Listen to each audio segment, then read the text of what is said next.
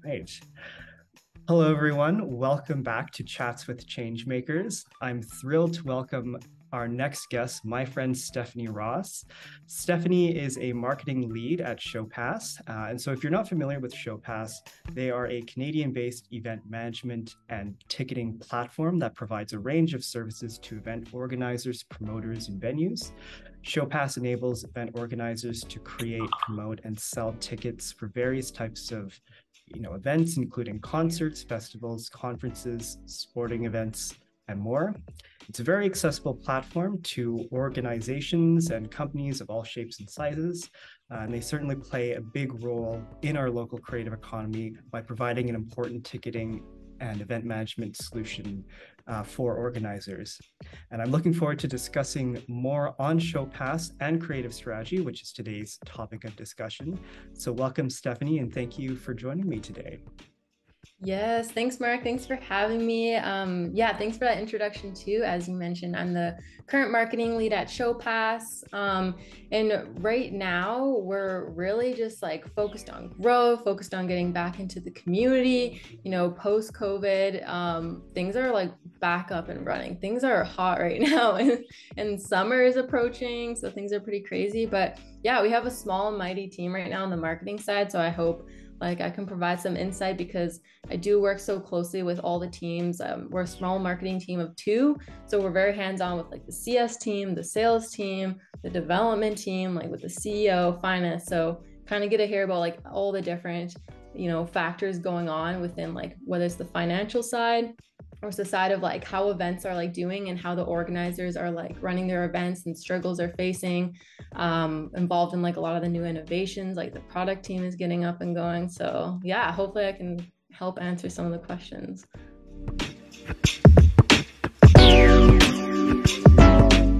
Awesome, thanks so much. And so first of all, I think I'd like to ground our discussion in the creative economy, in particular creative strategy and how it relates to the creative economy. And so for people listening, if you're unfamiliar with the creative economy, oh, bless you, we do have 2 blogs that break down the concept in detail, and I'll link those in the description below. But to put it briefly, the creative economy can be broken down into 3 main threads: creative industries, creative talent, and creative occupations. And I would say Showpass definitely falls into the creative industries thread, obviously as they work with many creatives like musicians and live performers. So I'm fascinated in delving into creative strategy with Showpass. And again, to give a definition to creative strategy, Asana, which is a work management software, gives a great definition. A creative strategy is a blueprint your company creates that outlines how you plan to meet specific goals and objectives, like your company's brand identity, marketing, and long-term business growth. An effective creative strategy involves a mixture of strategic goals and innovative approaches to meet those goals. And what I like about this definition is that it highlights both the internal and external elements of creative strategy. And to use my company, Bird Creatives, for as an example, we want to foster a very strong relationship with creatives across many industries.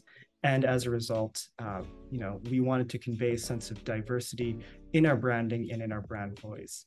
So moving on to Showpass, Steph, if I'm right, you joined Showpass sort of right at the end of the pandemic. Is that right? Yeah, exactly. And it was even kind of is it still back and forth a little? I remember there was probably still 2 lockdowns when when I joined, of they're much lighter and more stay inside, but events would still pop up and be happening, and social distancing events were very much a thing. But yeah, I joined right when it was falling off, but still kind of there, so still got to experience all the struggles that were going on. Also, apologies in advance, the dog is in the room, you heard him bark earlier, hopefully he doesn't bark again. All good, we love dogs. The pandemic obviously was a very tough time for creatives, especially smaller creatives. And so I'm wondering, how did Showpass approach their relationship with creatives, like, event organizers, musicians. Did you get a sense of that hesitancy of musicians rejoining or promoting their events, or Yeah.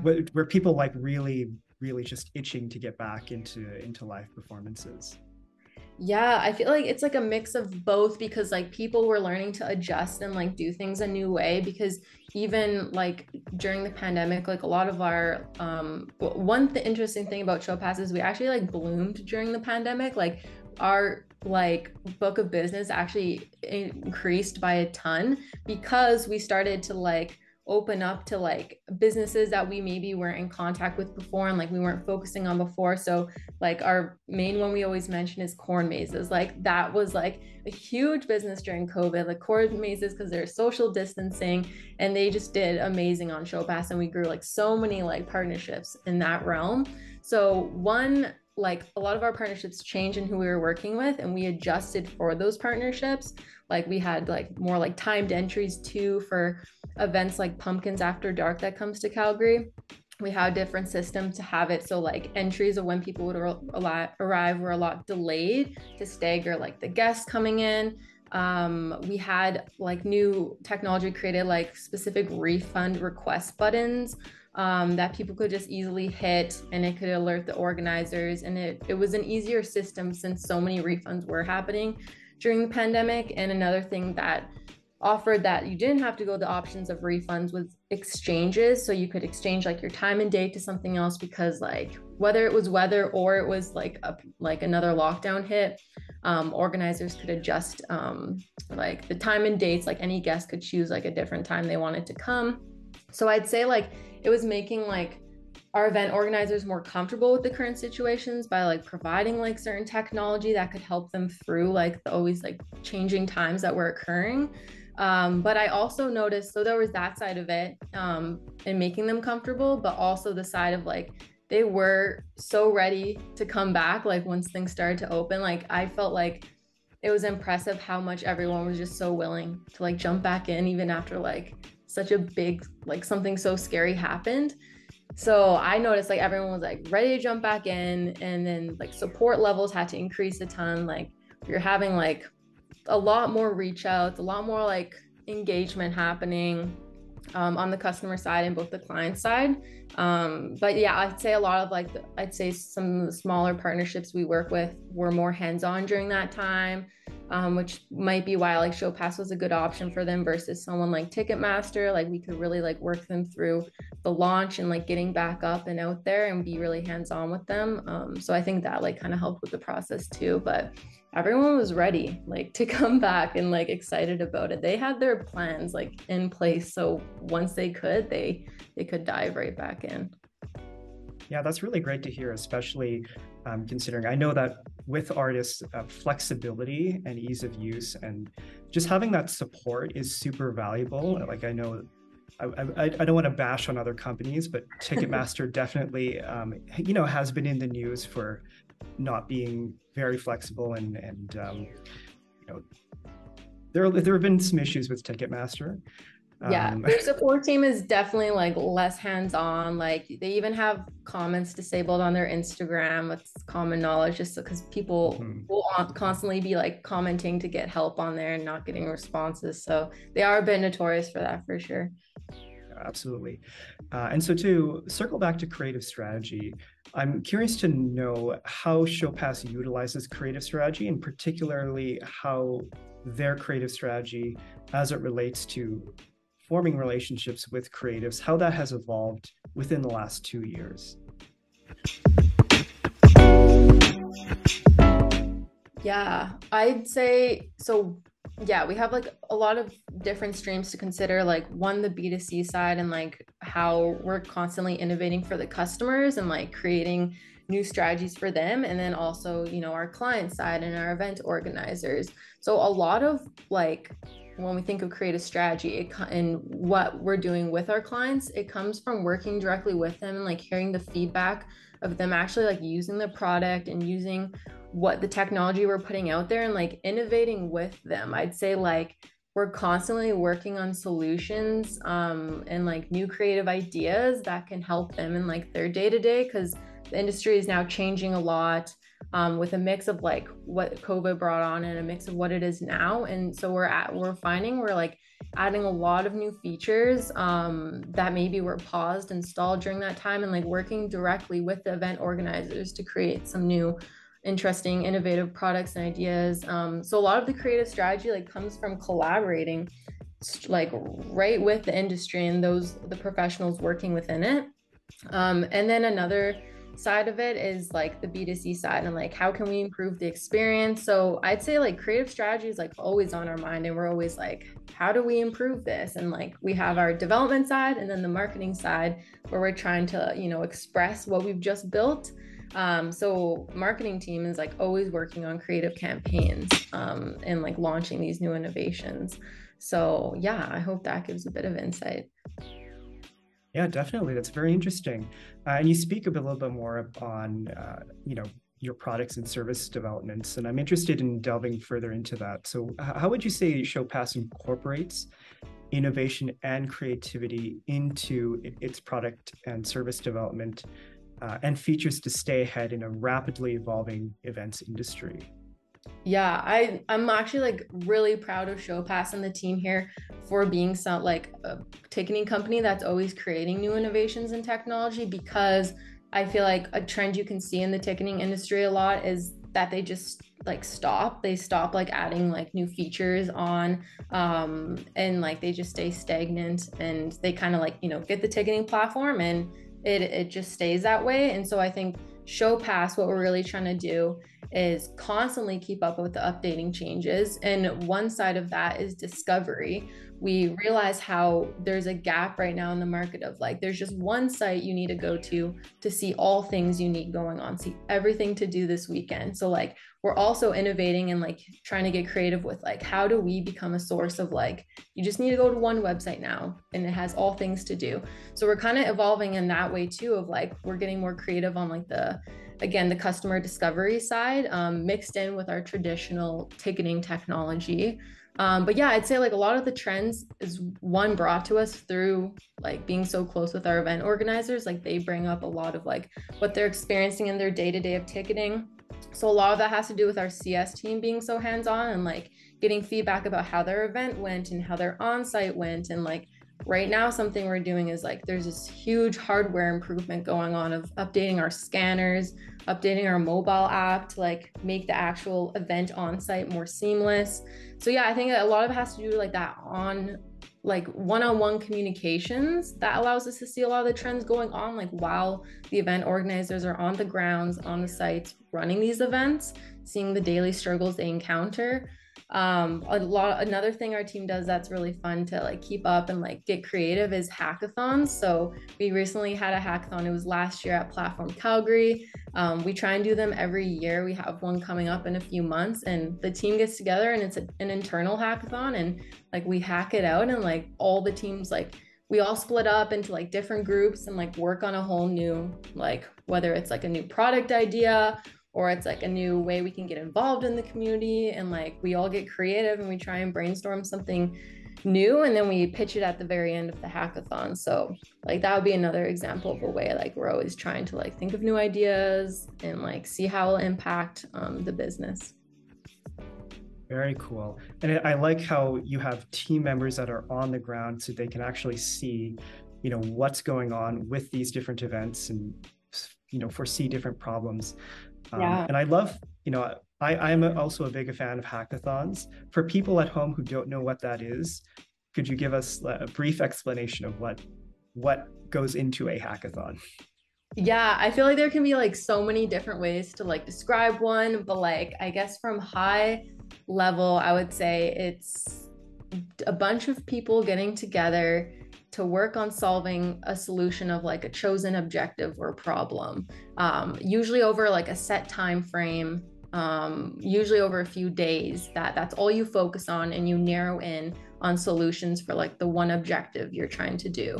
So I know like Facebook and Google, they often host like super large hackathons where they may run it for like an entire weekend. And it like sometimes I think they always pose different questions and different problems. So sometimes hackathons can be very tech related, where they're trying to solve like a code-based issue, and they're like coding and creating like maybe a new app development.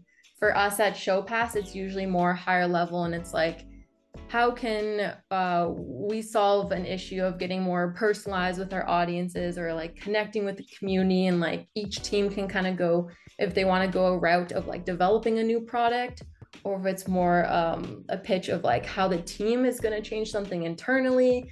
It can really go like multiple routes, and not just like coding and tech based, but like overall just a solution for an objective we've chosen. That's very interesting. And I love how collaborative Showpass seems to be based on your description. And I think that's super valuable, especially like in the creative and, of course, the tech sector. And I know with the tech sector, lots of ideas are being thrown at the wall, seeing what sticks. And I'm interested to understanding and delving deeper into how does Showpass measure success? How do you measure success and impact of your different creative strategies, of your different ideas? Are there any specific metrics or success stories that you can share that demonstrate the effectiveness of these strategies in achieving company goals? Yeah, so one thing we do, I guess, to measure success is every year the team gets together and they create the large goals for the year. So it's always changing, and like success is always measured by something different, but we have these overarching goals for the year. And then every quarter the leadership team goes away and they focus on what the rocks will be. So the rocks are large set in stone like projects that are for the quarter. That's like the main focus for Showpass for that quarter. And we have, I think, maybe like 8 to 10 rocks this quarter, and everyone's focusing on a different rock that then leads into one of our goals for the year. And every quarter we refresh, and we have these different rocks that we need to hit within like the 3 months. So that's something new that we started doing that I think like really helps us keep on tracks, because there's so many new things like we could be building or focusing on or doing. And I think like having these overarching rocks and goals really help us have like a key focus for like 3 months, like, hey, this is like what we're trying to push out. And then those are always tied to different metrics. So one example right now is one of my rocks is rebuilding the website. So we're rebuilding one of our client-facing websites and rebuilding it all, like brand refresh, all of that. And that, like, so one of my goals, like for the end of the quarter, is like purely just getting that up and launched and live. And then success metrics are tied to different things, like how is our marketing ads performing? Like, how are we bringing in like some new interested clients? Like how many? What is the click rate on this specific page? So they're usually all like, it's always changing and tied to different things, but overall they all funnel into like the 4 biggest goals of the year. So one of the goals is upskill of the year, which is like has to do with our team and internal team, and like getting helping them like expand their knowledge base or like try out new things and learn new things. So that upskill overarching goal is connected to like a few different rocks throughout the year. Really interesting. Brand refreshes are always very fun. Yeah. And website, and so our website refreshes. How would you conceptualize or describe Showpass's brand? And is it different? Like, how you communicate your brand different to your B2C and B2B markets? I'd say, yeah, it's interesting. And that ties into like a lot of what we're doing with the brand refresh is, I would say they used to be very separate in our way of thinking about them. And now we're starting to conjoin, those goals and visions for both the customer side and client facing side. So right now, the way we are describing it is the top discovery platform for things to do, events, live music, and shows. So it's encompassed by discovery, which we're using both for client side and customer side. For one, you can get your events on our platform, and they're discoverable. We help you push your events out and make them discovered, or customers, you can come to our site and discover anything you're looking for. So the whole brand refresh is kind of like wrapped around that, and explaining that from like that discovery side of things, both from the customer facing side and client facing side. But yeah, that was something like we kind of looked back into, because we used to be more so focused on purely just like the technological side of like what we're building to help event organizers run their events, and like very focused on the ticketing side. But we're evolving to be a lot more than that, and that kind of like loops into like this whole like new branding and new website is we're taking a big shift, and only zeroing in on our traditional side of business, and we're starting to dive into some other things too, like I said, that are pushing our discovery movement.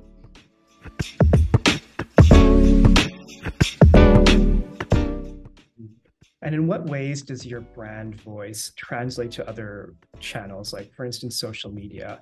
How does social media play into your marketing efforts within the creative economy, and how do you leverage social media? Yeah, this is such a fun question, because it's something we've been refining over the last few months. Because yeah, like we used to only really post B2B, like you're mentioning, like that used to be our main focus. And now with our whole discovery movement, it really brings in like we need to get, like the community engaged, like the buyers engaged too in Calgary and surrounding areas. Like we got to get them excited. We got to get them knowing about all these events going on. So right now, how we use social media, it's really changed to be like a huge B2C focus that also loops into B2B in different ways. Of course, we have our different platforms that are more focused on the B2B, like LinkedIn and Twitter. And then we use our Instagram and Facebook, like TikTok and other channels for more focused on customer discovery. But it still loops into B2B, because we're helping, our event organizers push out their events and like put them into the public eye. So one way, like our strategy right now is like just getting the word out about everything going on. So we're using and focusing our Instagram and Facebook on like things to do, what's going on near you, and at the same time, helping our event organizers push their events at the same time. So we're focused on even, our campaigns and newsletters. We're trying to bring in, our social media followers and convert them to newsletter followers, to then like push out campaigns to them and like monthly events, like what's going on near you. And so that's kind of like what we're doing now, is very focused on the discovery side on social media. And that also plays hand in hand with partnerships. We're trying to do a lot of, fun things like giveaways online, and like find other, pages that are focused on maybe like tourism, or they're focused on like even photography pages that have a following of people just like interested in the city and what's going on. And we're using that strategy of like pairing with other creatives in the industry, and like trying to use both of our audiences to get out a similar message of like, this is what's happening in the city, and like this is what's going on. And like I think there's like so many individuals on social media to collaborate with. And so like that has been one of our like huge goals paired with discovery, is like working with some of the people who have these connections, and also have a similar goal in mind to bring life to the city and get people going to events. So it's been really fun. Yeah. Social media side. Social media, as someone who works primarily in social media, I definitely agree. And one of the unique challenges with social media in particular, I would say, is just it's at this point a very mature industry, and there's so much noise in social media. And so standing out is an especial challenge, especially for brands. And so I definitely would agree, like collaboration is key, and making sure that that you make collaborations that make sense, and that makes sense for your audience. For sure. And so, transitioning into our final question, in your opinion, what are the best practices for clients to best promote their events when using Showpass? How can they promote this on social media? How can they promote it using other channels? What would be an insider recommendation? I love that. Yeah, I love that question. I guess when thinking of it like paired with Showpass and like what we can help with, I definitely think like well, we have a strong network now of like partnerships and collaborations and even like influencers in different cities. So, like partnering with us and like offering some free tickets to give away is like we've noticed like one of the biggest ways to gain traction on an event, at least on social media. You don't often see conversions on social media, but more so the engagement, the brand presence, like getting the word out there. So if you have like a few extra tickets to give away, like that's always such a great way to get people engaged and like do some collaborator posts. Also for Showpass, one of like our proudest audiences is our newsletter base, and like one of the like audiences that is like the highest converting for us is the newsletter. So just getting out a like event newsletter about your event, like asking our team if like we can help you out with sending out an email campaign. It comes like from us and it goes out to our database. We have like segmentation and certain personalization through our email software that we can help like target by city and interests and behaviors and like what they're normally interested in on Showpass, like buying behaviors. So like that's really key for us. And then I'd say like outside of that, I think I've noticed that Google ads have been really strong. If you are getting, the word out through your social media and like through other ways of getting people hearing about your event, having it come top on search is key. Like it's going to be amazing to get your event high on the search. And so I've noticed when I've helped like run campaigns for events, like the Google ads always perform amazing and have like strong click-through rates, strong conversions. If you're also pairing it with like your social campaigns and promotions. So it just gives it that extra push to get to the top. If someone's like, oh, I heard of this event, I'm not quite sure, or I heard this word out there, and they do a quick Google search, like it's still quite like the main source I find for people just to type something in. If you aren't like super confident in your SEO and keyword ranking still on your website, that's like a high recommendation. I feel like some events are still steering away from that and focusing more on like social media ads. But I still think like Google's like quite prominent just if you're already getting the word of mouth out there. Thank you so much, Stephanie, for joining me today. Is there anything that you'd like to plug or promote? Oh, I would say we have a lot of exciting stuff like being released soon. A lot of, even the website. Stay tuned for the website. We're very excited about it, like completely changing it up. But yeah, like stay tuned on our social media because that's where we're going to be posting all our big announcements. So yeah, I think there's a lot of big things coming. So we're excited about it. Awesome. And your social media is at Showpass? Showpass events on Instagram and Facebook, but just Showpass on LinkedIn. If you're interested in careers and hiring too, we're always hiring. We have a few positions up right now for like CS developers in the sales team.